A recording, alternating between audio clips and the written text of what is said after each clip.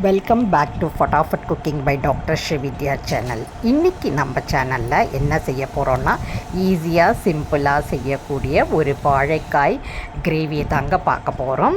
அதுக்கு தேவையான பொருட்கள் என்ன அப்படின்னு பார்த்திங்கன்னா, வாழைக்காயை தோல் சீவி நல்லா வேக வச்சுட்டு எடுத்து வச்சுக்கணும். அப்புறமா ஒரு மிக்சர் ஜாரில் தேங்காய், பொட்டுக்கடலை, சோம்பு, கிராம்பு, பட்டை, ஏலக்காய் எல்லாத்தையுமே போட்டு மிக்சர் ஜாரில் நல்லா அரைச்சி எடுத்து வச்சுக்கணும். இப்போ ஒரு கடாயில் கொஞ்சமாக எண்ணெய் ஊற்றி சோம்பு போட்டு நல்லா பொரித்து வச்சுக்கணும்.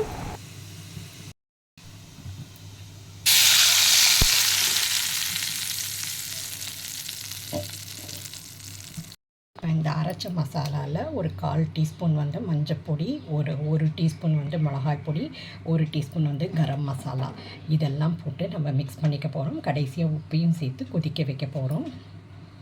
இப்போ இது நல்லா கொதி வரட்டும். கொதித்த பிறகு நம்ம வேக வச்சு தோல் சீவி எடுத்து வச்சுருக்க வாழைக்காய் க்யூப்ஸை இதுக்குள்ளே போட்டுடலாம். இப்போ குழம்பு நல்லா கொதிச்சிருச்சுங்க கிரேவி. இப்போ அந்த வாழைக்காயை இதில் போட்டுடலாம். ஒரு 2 நிமிஷம் கொதிக்க வச்சானா நம்ம கிரேவி ரெடி ஆகிடும்.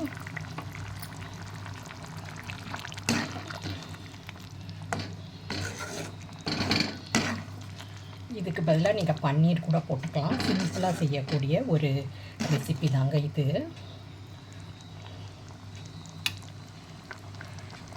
இப்போ நம்ம வாழைக்காய் கிரேவி ரெடி ஆகிடுச்சுங்க. இதை ரொம்ப சிம்பிளாக ஈஸியாக செஞ்சிடலாம். டேஸ்ட்டாகவும் இருக்கும். உங்களுக்கு தகுந்த மாதிரி காரம், புளிப்பு இதெல்லாமே நீங்கள் ஆட் பண்ணுறப்ப இது டேஸ்ட்டு அம்சமாக இருக்கும். மறக்காமல் இதை ட்ரை பண்ணி பாருங்கள். மேலும் ஒரு புதிய ரெசிபியோடு உங்களை நான் சந்திக்கிறேன். அது வரைக்கும் உங்களிடமிருந்து விடைபெறுவது உங்கள் டாக்டர் ஸ்ரீவித்யா.